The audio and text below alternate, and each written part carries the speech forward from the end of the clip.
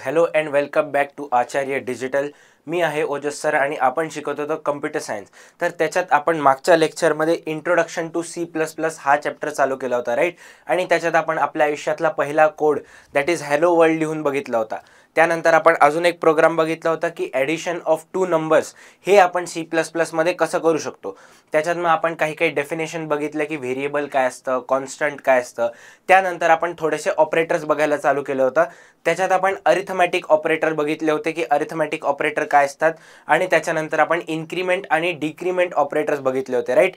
आठवत आहे तुम्हाला हे सगळं? मला माहिती आहे तुम्ही या सगळ्याच्या नोट्स पण काढल्या असतील, राईट. ओके, सो आज आपण त्याचा पुढचा पोर्शन बघणार आहे, राईट. सो आज आपण बघणार आहे याच्यानंतर पुढचे ऑपरेटर्स बघणार आहे. त्याच्यातलं पहिलं आहे की रिलेशनल ऑपरेटर्स. ठीक आहे. आता रिलेशनल ऑपरेटर्स कशासाठी यूज होतात, तर सगळ्यात पहिले जे दोन व्हेरिएबल्स आहेत त्या दोन व्हेरिएबलमध्ये ज्या दोन स्टोर्ड व्हॅल्यूज आहेत त्या व्हॅल्यूजचं एकमेकांसोबत रिलेशन दाखवायला. आता रिलेशन कसं असू शकतं, सपोज माझ्याकडे दोन व्हेरिएबल्स आहे, त्या दोन व्हेरिएबलमध्ये दोन नंबर स्टोअर केले, दोन इंटिजर नंबर स्टोअर केले. ठीक आहे. इंट ए असू शकतं आणि इंट बी असू शकतं. ठीक आहे. त्यानंतर मी ए ला काहीतरी व्हॅल्यू दिली समथिंग 1 आणि बी ला काहीतरी व्हॅल्यू दिली 3. ठीक आहे. ए ला व्हॅल्यू 1 आणि बी ला व्हॅल्यू 3 दिली. आता त्या दोघांमधलं रिलेशन दाखवायला म्हणजे काय आहे, मला त्या दोघांचं कंपॅरिझन जर का करायचं असेल तर मी रिलेशनल ऑपरेटर्स वापरतो. कोणते? Relational operators. Okay, right. ते हे मेनली यूज कशासाठी होतात? कंपॅरिझनसाठी. ठीक आहे. ओके, आता याच्या खाली एक स्टेटमेंट लिहिलं असेल की वी नीड टू ऑपरेंट्स. आता ऑपरेंट्स म्हणजे काय असतं? ऑपरेटर ज्या गोष्टींवर ऑपरेशन करेल आहे तर ते काय झालं, आपलं ऑपरेंट्स झालं. ठीक आहे. तर ऑपरेंट्सची डेफिनेशन विचारली तर तुम्हाला लिहिता आली पाहिजे, राईट. ऑपरेंट्स काय असेल आहे? ऑपरेंट्स असेल आहे की the things that we perform our operation on, किंवा the variables whom on which we perform our operation, right. Okay, लिहिता आली? Okay, very good. ठीक आहे. तर आता आपण बघू की आपले जे रिलेशनल ऑपरेटर्स आहेत ते कोणते कोणते असतात. तर सगळ्यात पहिले हा रिलेशनल ऑपरेटर आहे, हा काय असला पाहिजे? ओके, सो आता ह्याला लेस दॅन ग्रेटर दॅन दोन्ही म्हणू शकतो जर का आपण इकडनं बघितलं किंवा इकडनं बघितलं. बट ह्याला आपण काय म्हणणार आहे? लेस दॅन ऑपरेटर म्हणणार आहे. का बरं? कारण की आपण बघितलं होतं C++ line by line read होतो आणि लेफ्ट टू राईट रीड होतो, नेहमी लेफ्ट टू राईट रीड होतो. तर इथे जर का मी ए आणि बी लिहिलं, इथे मी ए आणि बी लिहिलं तर यांचं म्हणणं आहे की ए इज लेस दॅन बी. ठीक आहे. याला आपण मॅथमॅटिक्सच्या भाषेत बी इज ग्रेटर दॅन ए असं पण म्हणतो. बट आपण काय म्हणणार आहे कम्प्युटर सायन्सच्या भाषेमध्ये, नेहमी लेफ्ट टू राईट वाचणार आहे. ठीक आहे. तर ए इज लेस दॅन बी हे झालं. ठीक आहे. याच्यात काय लिहू शकतो? ए इज ग्रेटर दॅन बी असं म्हणणार. ठीक आहे. त्याच्या खाली हे जे लिहिलं आहे हे is less than or equal to b, right. हे आपल्या मॅथमॅटिक्समध्ये कव्हर झालं असेल, लेस दॅन इक्वल टू वाले ऑपरेटर्स, राईट. फंक्शन्स या चॅप्टरमध्ये तुम्ही ह्या गोष्टी बघितल्या असेल. त्याच्यात परत हे काय झालं? A is greater than or equal to B. ठीक आहे.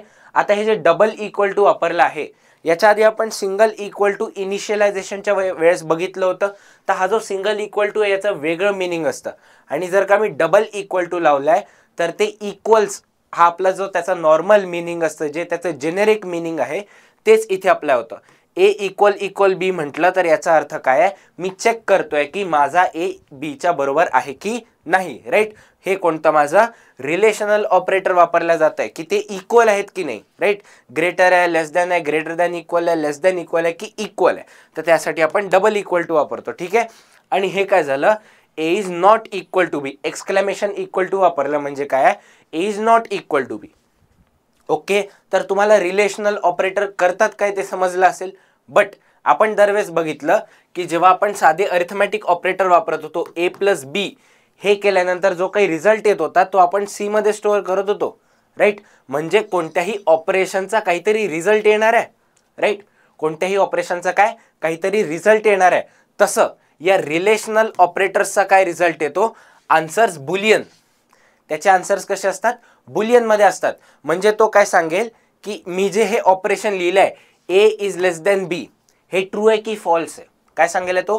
हे ट्रू आहे की फॉल्स आहे. तो त्याचं कम्प्युटेशन करेल आहे आणि मग आपल्याला सांगेल आहे की A is less than B ही जी कंडिशन लिहिली आहे, ही जी मी स्टेटमेंट लिहिलं आहे, हे माझं ट्रू आहे की फॉल्स आहे, हे माझं ट्रू आहे की फॉल्स आहे, हे तो काढून दाखवेल मला. Okay right. Similarly goes for all of the statements. ते काय करतील, प्रत्येक स्टेटमेंट चेक करतील आणि त्याच्यात काय बघतील की आन्सर आपल्याला ट्रू मिळणार आहे की फॉल्स मिळणार आहे. ठीक आहे. तर ऑपरेशन्स कसे होतात आहे, माझ्या इनपुटला 2 ऑपरंड्स आले आहेत, ते मोस्टली कसे न्यूमरिक ऑपरंड्स असतात. ठीक आहे.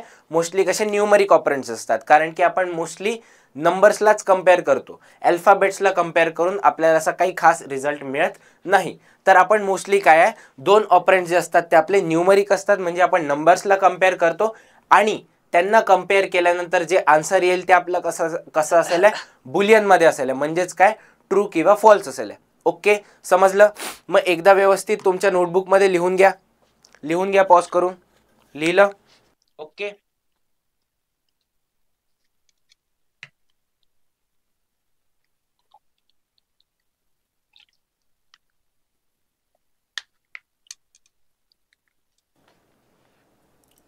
All right. So relational operators I hope तुम्हाला समजलं असेल. आता आपण पुढे जाऊयात. ठीक आहे. सो आता आपल्याला बघायचं आहे लॉजिकल ऑपरेटर्स. तर मागच्या चॅप्टरमध्ये आपण लॉजिक गेट्समध्ये बघितलं होतं, वेगळे लॉजिक्स असतात, वेगळे स्टेटमेंट्स असतात आणि वेगळे लॉजिकल काय असतात, कम्प्युटेशन्स असतात. तर हे सगळे काय देत आहे, आपल्याला एक फंक्शनॅलिटी देत आहे की सपोज मला 2 स्टेटमेंट आहेत. ठीक आहे. त्या 2 स्टेटमेंट मधलं कोणतं तरी एक ट्रू झालं तरी मला ती प्रोसेस करायची आहे. जर का दोन्ही ट्रू असतील तरच मला ती प्रोसेस करायची आहे. जर का दोघंही फॉल्स असतील तर ती प्रोसेस करायची आहे. तर ह्यानी काय आपल्याला टेक्निकली कम्प्युटेशन पॉवर मिळत असते की काही कंडिशन ट्रू असतील किंवा काही कंडिशन्स फॉल्स असतील किंवा त्या ट्रुथ टेबलची ती परफेक्ट जी कंडिशन आहे ती बनत असेल तरच ते स्टेटमेंट एक्झिक्यूट होईल. या सगळ्याची पॉवर आपल्याला कशाने मिळते, लॉजिकल ऑपरेटर्स. राईट. सो याच्या आधी आपण लॉजिकल स्टेटमेंट्स बघितले आहेत, त्याचे ट्रुथ टेबल बनवले आहेत, ते हे काही अवघड गेलं नाही पाहिजे. ठीक आहे.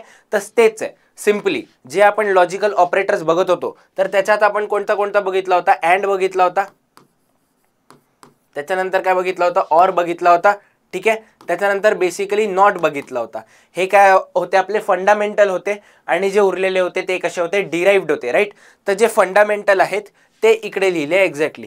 हा काय आपला लॉजिकलचा अँड आहे. तर जर का मला अँड हे ऑपरेशन करायचं असेल 2 वेगळ्या स्टेटमेंट्सवर, तर त्या 2 स्टेटमेंट्स जे असतील माझ्या, त्यांचा जर का मला अँड करायचा असेल तर C++ मध्ये असा सिंटॅक्स वापरला जातो, म्हणजे जे 2 एम्परसेंट सिम्बॉल म्हणतात, याला काय म्हणतात, एम्परसेंट सिम्बॉल. हा एस असतो अँड वाला. ठीक आहे. याला आपल्या इंग्लिश भाषेत अँडच्या जागी यूज करतात कधी कधी. राईट. ओके. तर ह्याला एम्परसेंट सिम्बॉल म्हणतात. तर 2 एम्परसेंट सिम्बॉल वापरणे म्हणजे काय आहे, मी C++ ला सांगतो आहे की मला लॉजिकल अँड करायचं आहे. कोणत्या गोष्टींचं, तर 2 ऑपरंड्स असतील माझे, 2 ऑपरंड्स असतील. इकडे एक काहीतरी स्टेटमेंट ए, इकडे एक काहीतरी स्टेटमेंट बी, आणि या दोघांचं केलंय लॉजिकल अँड. राईट. समजलं का. हा याचा झाला टेक्निकली सिंटॅक्स. ठीक आहे. हा याचा काय झाला, सिंटॅक्स झाला. ओके. एवढं कळलं का. बरं. आता आपण म्हणतो की स्टेटमेंट्स, तर एक्झॅक्टली C++ मध्ये स्टेटमेंट्स कसे असतात, तर याच्या आधी आपण जे बघितले होते ऑपरेटर्स, याच्या आधीचे आपण जे ऑपरेटर बघितले होते रिलेशनल ऑपरेटर्स, तर त्या रिलेशनल ऑपरेटर्सचं जे आउटपुट येत असतं तेच आपलं काय असतं, जे रिलेशनल ऑपरेटर्सचं जे आउटपुट येत असतं ते कशात येणार आहे, बुलियनमध्ये येणार आहे. आणि त्यांच्याच मदतीने, त्यांच्याच यूजनी आपण लॉजिकल ऑपरेटर्स यूज करतोय. कळलंय का. All right. सो त्याच्यात आपण काय बघणार आहे की आपण काय करतोय, combines result of 2 or more statements. ठीक आहे. 2 or more स्टेटमेंट्सचा आपण जो रिझल्ट येतोय, आता स्टेटमेंट्स आपण कशाने बनवणार, याच्या आधी जे आपण रिलेशनल ऑपरेटर्स शिकलो आहे त्याच्या मदतीने स्टेटमेंट्स बनवणार आहे की ए हा नंबर बी हून मोठा आहे, छोटा आहे, ग्रेटर दॅन इक्वल टू आहे की इक्वल आहे की नॉट इक्वल आहे, हे सगळे आपण काय बनवणार आहे, स्टेटमेंट्स बनवणार आहे. आणि त्याच्याच मदतीने आपण त्याला कंबाईन करणार आहे त्यांच्या रिझल्टला युजिंग लॉजिकल ऑपरेटर्स. राईट. कळलं का. फाईन. त्याच्यानंतर आपण बघू की याचे जे ऑपरंड्स असतात ते 1 किंवा 2 किंवा मोर दॅन 2 असतात. ठीक आहे. जसं आपण बघितलं होतं लॉजिक गेट्समध्ये. राईट. लॉजिक गेट्स हा सपोज आपला बेसिक अँड गेट आहे, याच्यात आपण बघितलं होतं इनपुट 1 2 3 4 कितीही असू शकतात. राईट. बट आउटपुट किती असेल माझा, एकच असेल. राईट. आउटपुट किती असेल माझा, एकच असेल. सेम याचंच असेल. माझा ऑपरंड 1 असू शकतं, 2 असू शकतं, 3 असू शकतं किंवा मोर दॅन दॅट असू शकतं, बट माझा आन्सर सिंग्युलर राहिले आणि ते आन्सर कशात माझ्या बुलियनमध्ये राहिले. म्हणजे माझं इनपुट पण कसं आहे बुलियनमध्ये माझं आहे आणि आउटपुट पण कसं आहे माझं बुलियनमध्ये आहे. माझे ऑपरंड्स पण कसे आहे बुलियन आहे आणि माझे आन्सर्स पण कसे आहे बुलियन आहे. तर तुम्हाला हे कळलं आहे का? एकदा व्यवस्थित लिहून घ्या लॉजिकल ऑपरेटर्स. लिहून घ्या. लिहिलं? ओके. तुम्ही बघितलं असेल इकडे काहीतरी हायरार्की लिहिली आहे. हायरार्की म्हणजे काय आहे की जर का मी मल्टिपल ऑपरेटर्स वापरत असेल तर ते ह्या ऑर्डरनी त्यांना प्रेफरन्स दिला जातो. जसं आपलं अल्जेब्रामध्ये होतं ना BODMAS, right, bracket of division, multiplication, addition and subtraction.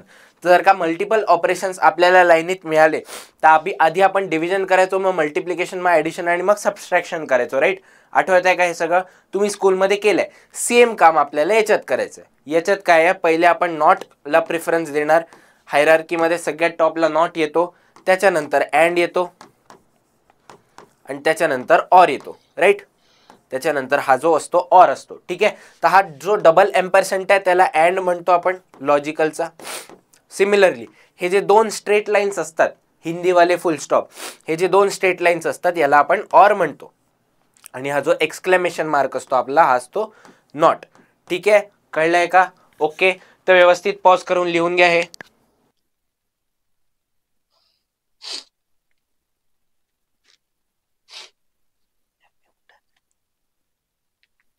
लिहिलंय का? Okay, right. ठीक आहे, तर आपण पुढे जाऊयात. ओके. याच्यानंतर आपण बघणार आहे असाइनमेंट ऑपरेटर्स. तर असाइनमेंट ऑपरेटर्सचा ॲक्च्युली आपण काम बघितलेलं आहे. असाइनमेंटचं ऑपरेटर जे काम आहे ते आपण याच्या आधी बघितलेलं आहे. ते कधी बघितलं होतं? जेव्हा आपण व्हेरिएबल्स डिक्लेअर करत होतो. सपोज मी एक इंट व्हेरिएबल डिक्लेअर केला पी. ठीक आहे, मी जो इंट व्हेरिएबल पी डिक्लेअर केला ह्याला मला जेव्हा इनिशियलाइज करायचं होतं, म्हणजे याला काही व्हॅल्यू द्यायची होती, पी इज इक्वल टू 7 जर का मी दिली तर तो काय झाला माझा, हा जो इक्वल टू दिला आहे हा काय माझा असाइनमेंट ऑपरेटर आहे. हा काय माझा असाइनमेंट ऑपरेटर. तर असाइनमेंट ऑपरेटरचं काम काय आहे? Assigns a value from the RHS, म्हणजे right hand side of this operator. इकडनं तो व्हॅल्यू जी घेतो ती असाइन करतो कुठे? To the memory location in the LHS. To the memory location in the LHS. हे जे पी आहे ते काय व्हेरिएबल नेम आहे, ते शेवटी कशाला नेम दिलेला आहे? एका मेमरी लोकेशनला नेम दिलेला आहे. तर त्याच्या लेफ्ट हँड साईडला जी मेमरी लोकेशन आहे, राईट हँड साईडची जी व्हॅल्यू आहे ती तो लेफ्ट हँड साईडच्या मेमरी लोकेशनमध्ये जाऊन स्टोअर करेल आहे. ठीक आहे, ओके. स्ट्रिक्टली याला दोन ऑपरेंड्स असतात, कारण की एका साईडला व्हेरिएबल नेम असतं आणि दुसऱ्या साईडला काय असते? व्हॅल्यू. दुसऱ्या साईडला काय असते? व्हॅल्यू. ओके. तर याचे काय असतात? दोन ऑपरेंड्स असतात. ठीक आहे, आणि त्याला काहीही आन्सर येत नसतं. हा जो ऑपरेटर आहे तो वापरल्यानंतर काही आपल्याला आन्सर येत नसतं, कारण की तो सिम्पली काय करतोय? एक प्रोसेस करतोय, एक व्हॅल्यू एक मेमरी लोकेशनमध्ये जाऊन स्टोअर करतोय. तर कळलं का तुम्हाला असाइनमेंट ऑपरेटर काय असतं? Okay, right. बरं, दुसरी गोष्ट, हा जर का माझा इंट नावाचा व्हेरिएबल असेल पी, ठीक आहे, पी हा माझा इंट व्हेरिएबल आहे, तर मी त्याच्यात कशी व्हॅल्यू स्टोअर केली पाहिजे? ऑब्व्हियसली इंटिजर व्हॅल्यू स्टोअर केली पाहिजे. ते सोडून मी इतर काही केलं ना तर C++ मला एरर थ्रो करतं की तुमचा व्हेरिएबल असा डिक्लेअर झालेला आहे आणि तुम्ही दुसरी कोणतीही व्हॅल्यू त्याच्यात स्टोअर करू शकत नाही. त्याच्यामुळे हे जे दोन ऑपरेंड्स असतात माझे, यांचा डेटा टाईप सेम असला पाहिजे. नेहमी यांचा डेटा टाईप दोघांचा सेम असला पाहिजे. बरं, एवढे जेवढे डेटा टाईप शिकलो होतो त्यातले हे काही पण असू शकतात. म्हणजे असं नेसेसरी नाही की हे इंटच असलं पाहिजे. हा फ्लोट पण असू शकतो, बट मग इथे जी व्हॅल्यू आहे ती पण फ्लोट पॉईंट नंबरच आला पाहिजे. हा कॅर पण असू शकतो, तर इकडे जी व्हॅल्यू आली ती पण कॅरच असली पाहिजे. कळतंय का? की या दोघांचं एनी टाईप असू शकतो, या दोन ऑपरेंड्सचा एनी डेटा टाईप असू शकतो, बट तो कसा असला पाहिजे? सेम असला पाहिजे दोघांचाही. ठीक आहे, कळलंय का? एकदा व्यवस्थित तुमच्या नोट्समध्ये लिहून घ्या. हे लिहून घ्या पॉज करून. लिहिलं? Okay, all right. सो आपण आता पुढे जाऊयात. ठीक आहे. हां, आता येतं शॉर्ट हँड ऑपरेटर्स. किंवा कंपाऊंड ऑपरेटर्स. शॉर्ट हँड किंवा कंपाऊंड ऑपरेटर्स. भरपूरदा काय आहे की आपल्याला असाइनमेंट जेव्हा करायचं असतं ऑपरेटरला, तेव्हा आपल्याला त्याच्यासोबत काही काही ॲडिशन सबस्ट्रॅक्शन पण करायचं असतं, राईट. आता सपोज माझ्याकडे एक नंबर असेल, जो नंबर काय डिनोट करतोय की माझ्याकडे बँक अकाउंटमध्ये किती पैसे जमा झाले, ठीक आहे. तर सपोज माझ्या बँकेत आधी सपोज बोलू 70 रुपीज होते, ठीक आहे. मला 7 नंबर खूप आवडतो, थाला फॉर अ रिझन. तर आपल्याकडे किती 70 रुपीज होते, ओके. तर त्याच्यात काय केलं, मला पहिल्यांदा काय झालं, 7 रुपये जमा झाले, परत त्याच्यात 7 रुपये जमा झाले, परत त्याच्यात 7 रुपये जमा झाले, असं होत गेलं, ऑल राईट. बट आता मला ही प्रोसेस जर का C++ मध्ये करायची असेल तर किती कॉम्प्लेक्स होईल. मला इनिशियल बॅलन्स आधी एका व्हेरिएबलमध्ये स्टोअर करावं लागेल, मग एक दुसरा नंबर घ्यावा लागेल ज्याच्यात पहिलं डिपॉझिट जमा होईल, त्याच्यानंतर मला तिसरा व्हेरिएबल घ्यावा लागेल ज्याच्यात दुसरं डिपॉझिट जमा होईल. असे मला खूप सारे व्हेरिएबल्स घ्यावे लागतील आणि खूप सारा लंबा लाईन ऑफ कोड लिहावं लागेल. त्याच गोष्टीला शॉर्ट करायला आपण कोणते शॉर्ट हँड ऑपरेटर्स वापरतो. कोणते शॉर्ट हँड ऑपरेटर्स. ते काय करताय, आपले अरिथमॅटिक ऑपरेटर आणि असाइनमेंट ऑपरेटर या दोघांना त्यांनी कंबाईन केलेलं आहे की एकाच वेळेस तुम्ही अरिथमॅटिक पण करा आणि काय करा, त्याला असाइनमेंट पण करा, ठीक आहे. सपोज माझा एक असा एक्सप्रेशन असलं, एक C++ मध्ये लिहिलेलं x = x + y असं लिहिलं असेल सपोज, ठीक आहे, की जी माझा नवीन x जो असेल आहे तो जुन्या एक्सच्या व्हॅल्यूमध्ये y नावाची व्हॅल्यू ॲड करणार आहे, ठीक आहे. कळलं का काय आहे, माझी जी जुनी एक्सची व्हॅल्यू असेल त्याच्यात y व्हॅल्यू ॲड करून ती परत एक्समध्ये स्टोअर होईल.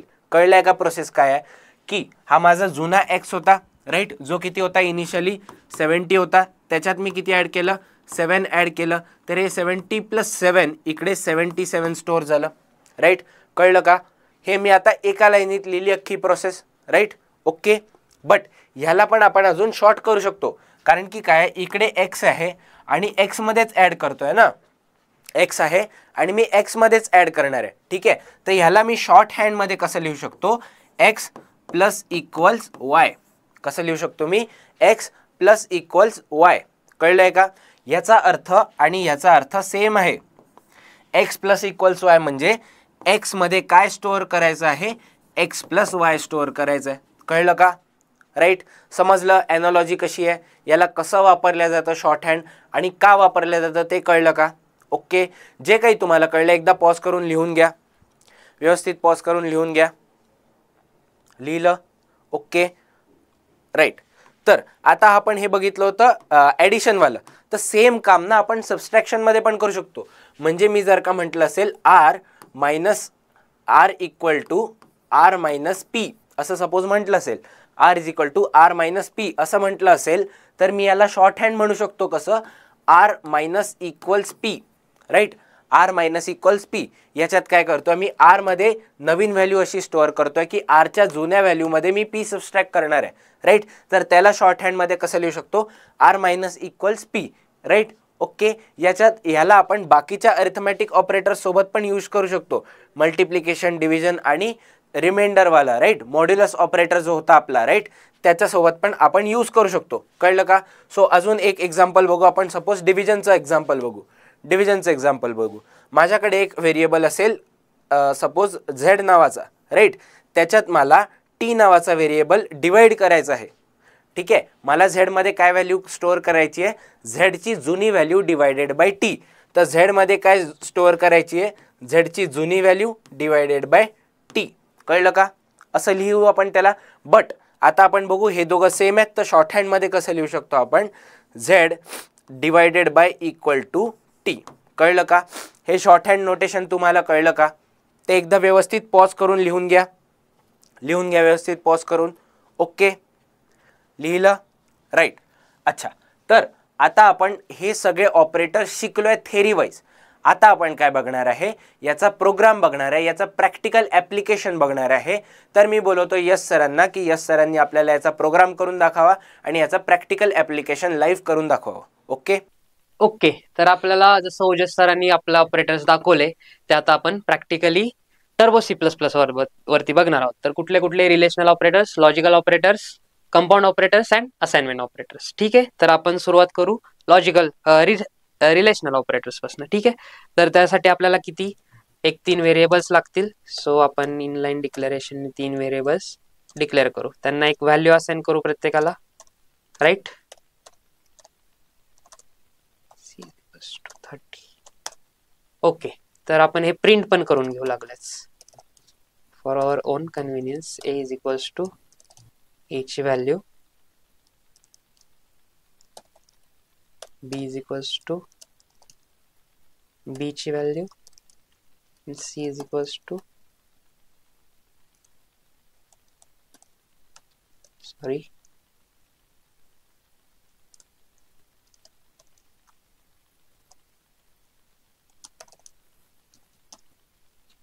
राईट. आणि त्याच्यानंतर आपण एक न्यू लाईन साठी /n वापरतोय जेणेकरून तो सी आउट न्यू लाईन वरती येईल. सो नंतर आपण आता इंडिव्हिज्युअली सगळे रिलेशनल ऑपरेटर्स बघू. First is a is less than b. तर a लेस दॅन ला आपल्याला विथ इन द ब्रॅकेट्स द्यायला लागतील. a is less than b, right. Okay, तर मी वरताच इन्सर्ट, राईट. हे आपले टोटल 6 आहेत. सो मी त्याला 6 वेळा पेस्ट करून घेतो.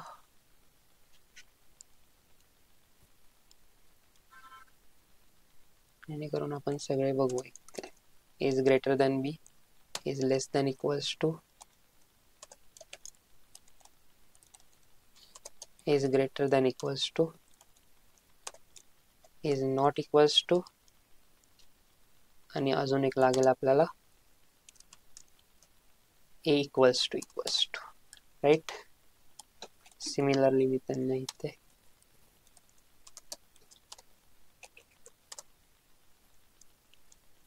not equals to, equals to. तर हा आहे आपला कोड. इथे आपण वापरू गेट ch, जेणेकरून आपला आउटपुट तिथे जोपर्यंत आपण क्लिक करणार नाही आपल्याला तिथे विजिबल राहील. आणि एक क्लिअर स्क्रीन करून टाकू जेणेकरून गार्बेज व्हॅल्यूज आपल्या प्रिव्हियस आउटपुट सगळे क्लिअर होतील, राईट. तर आता आपण हा कोड कंपाइल करू. Any errors? No. Let's see the output. So आपल्या 3 व्हॅल्यूज काय आहेत? a is equals to 10, b is equals to 20 and c is equals to 30. तर पहिल्या व्हॅल्यू मध्ये काय केलं आपण? a is less than b आहे का? a is less than b obviously, so 1 आलेली व्हॅल्यू. नंतर काय केलं आपण? a is greater than b आहे का? a is greater than b false, so value आपली 0 आलेली आहे. नंतर काय? a is less than equals to आहे का? 0 आलेले आहे. a इज लेस दॅन आहे, सो आपली व्हॅल्यू ती ट्रू आलेली आहे 1. a is greater than b आहे का किंवा इक्वल्स टू नाहीये, सो ती 0 आलेली आहे value. a is not equals to म्हणजे a ची आणि b ची ह्या दोन्ही ऑपरेंड्सची व्हॅल्यू जर मॅच होत असेल तर तो ट्रू करतो. नॉट इक्वल्स टू ला जर नॉट मॅच होत असेल तर तो ट्रू करतो आणि मॅच होत असेल तर तो 0 करतो. ठीक आहे, तर ही मॅच होतीये का? नाही. सो त्याने व्हॅल्यू आपल्याला ट्रू 1 रिटर्न केली. आणि a इक्वल्स टू दोन्ही कम्पेअर करतो. 2 जर इक्वल असला तर तो रिटर्न ट्रू करतो. सो हे आहेत का इक्वल? नाही, so it returns false, that is equals to 0. Okay, alright. So आपण आपल्याला यश सरांनी मध्ये हा सगळा जो कोड सांगितलाय याच्यात एक आपण थोडीशी नवीन गोष्ट बघितली आहे जी याच्या आधी बघितली नव्हती. दॅट इज हे असं काहीतरी रेड मध्ये लिहिलेलं आहे. ओके, हे रेड मध्ये असं डबल कोट मध्ये जे काही लिहिलेलं आहे हे आउटपुट स्ट्रीम मध्ये आपल्याला जे काही लिहून पाहिजे. जर का मला आउटपुट स्ट्रीम मध्ये माझं नाव लिहून पाहिजे तर मी कसं असं C आउट त्याच्यानंतर मला माझं नाव लिहून पाहिजे तर मी डबल कोट्समध्ये मी असं लिहू शकतो ओजस. तर हे काय करेल आहे C++ जे डबल कोट्समध्ये असतं ते तसंच्या तसं प्रिंट होऊन येतं. ठीक आहे, तर ही गोष्ट याच्या आधी तुम्हाला सांगितली नव्हती बट ही आता आपण वापरली का? तर आपल्याला सगळ्या गोष्टी व्यवस्थित सुटसुटीत दिसाव्या म्हणून. ठीक आहे, तर त्यासाठी आपण हे वापरलं. तर कळलं का ह्या गोष्टी? आता ही अशी गोष्ट परत कधी आली तर कळलंय का काय होत आहे हे गोष्ट? की हा जो दिलाय आपण याला स्ट्रिंग इनपुट देतो आहे, म्हणजे हे असंच असं प्रिंट कर हे आपण सांगतोय कोणाला? C++ला. ठीक आहे, अजून दुसरी गोष्ट, इकडे स्लॅश एन नावाची गोष्ट आहे काहीतरी, ठीक आहे. आता तुम्ही म्हटला की याच्यामध्ये जे काही येईल ते तसंच्या तसं प्रिंट होईल, बट हे असं स्लॅश एन लिहिलं ते तसंच्या तसं प्रिंट का नाही झालं, हा प्रश्न पडू शकतो, राईट. तर हे काहीतरी एस्केप सिक्वेन्स वगैरे कॅरेक्टर आहे, हा काहीतरी एक स्पेशल सिंटॅक्स आहे, ज्याने काय होतं, ती जी लाईन असते आउटपुटमध्ये ती एंड होऊन जाते आणि नवीन लाईनपासून आउटपुट प्रिंट व्हायला लागतं. कळलं का? ऑलराईट. हे दोन नवीन गोष्ट आपल्याला कळल्यात. याच्या आधी आपण CLR SCR बघितल्या होत्या पहिल्या लेक्चरमध्ये आणि गेट CH पण बघितलं होतं याच्या आधी, ठीक आहे. तर ह्या थोड्याशा नवीन गोष्टी जसं जसं 1 बाय 1 कोड तुम्हाला कळतायत तसं तसं तुमच्या नोटबुकमध्ये पण लिहून घ्या. Okay, right. आपण जाऊया परत यश सरांकडे, right. Okay, back to Yash sir. Okay, तर जसे आपण रिलेशनल ऑपरेटर्स बघितले तसे आता आपण लॉजिकल ऑपरेटर्स चेक करू, राईट. तर लॉजिकल ऑपरेटर्स साठी आपण हे आधी सगळं क्लिअर करून घेऊ. ओके, तर आपण आता इथे स्टेटमेंट्स बघणार आहोत. तर फॉर एक्झाम्पल आपण स्टेटमेंट हीच घेऊ, ए इज लेस दॅन बी. तर पहिला and operator, right, logical and operator. तर त्याच्यासाठी काय लागतं आपल्याला कंडिशन, दोन्ही जर कंडिशन ट्रू असतील, दोन्ही स्टेटमेंट ट्रू असतील तरच रिटर्न व्हॅल्यू ट्रू येईल, नाहीतर आयदर ऑफ द व्हॅल्यूज जर फॉल्स असेल तर रिटर्न व्हॅल्यू फॉल्स येईल, दोन्ही फॉल्स असेल तर रिटर्न व्हॅल्यू फॉल्स येईल. A is less than B ही कंडिशन ट्रू आहे आणि A is less than C, तर ही कंडिशन आपण पाहू. A is less than B using and operator, A is less than C. तर इथे दोन्ही कंडिशन्स काय आहेत, ट्रू आहेत. ओके, ते इज इक्वल्स टू साइन, कारण की मग आपल्याला ते क्लिअरली दिसेल आउटपुट. सिमिलरली आपण त्याचाच कॉन्ट्रॅडिक्टरी एक जरी स्टेटमेंट आपण फॉल्स, सो इथे काय देऊ आपण, अँड मध्ये ए इज ग्रेटर दॅन सी देऊ, जी की फॉल्स स्टेटमेंट आहे. एक जरी स्टेटमेंट फॉल्स झाली तरी रिटर्न व्हॅल्यू आपली 0 आली पाहिजे, right. Is less than B ही तर ट्रू स्टेटमेंट आहे, पण A is greater than C ही फॉल्स स्टेटमेंट आहे. सो पहिल्याच आन्सर आपल्याला 1 आला पाहिजे, सेकंडचा आन्सर आपल्याला 0 आला पाहिजे, राईट. तर लॉजिकल अँड अशा रीतीने काम करतो.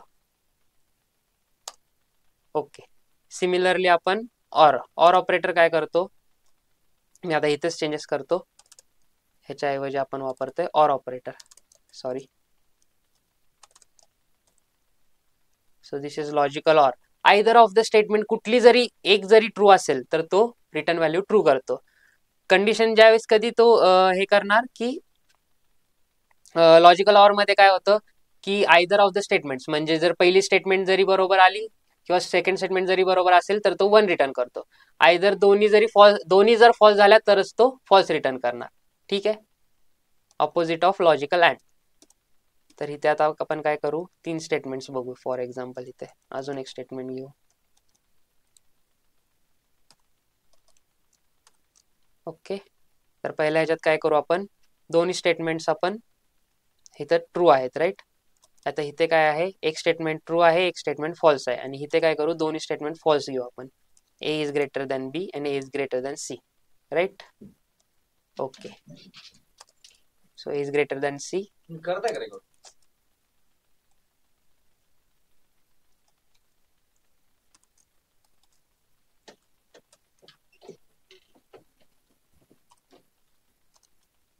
ओके, सो आपला एक सेमिकोलन, त्यासाठी आपण काय करायचं, प्रत्येक वेळी चेक करायचं की सेमिकोलन दिला आहे का नाही. तर इथेच आपण इकडे ऑर चेंजेस करणार आहोत, ऑर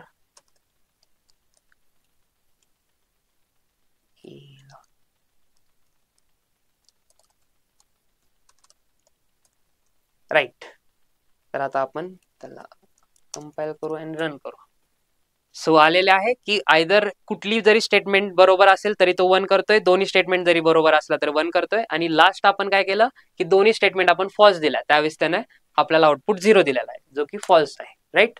तर हा आपला लॉजिकल ऑर ऑपरेटर होता. आणि फायनली आपण, सो हे आधी क्लिअर करून घेतो मी.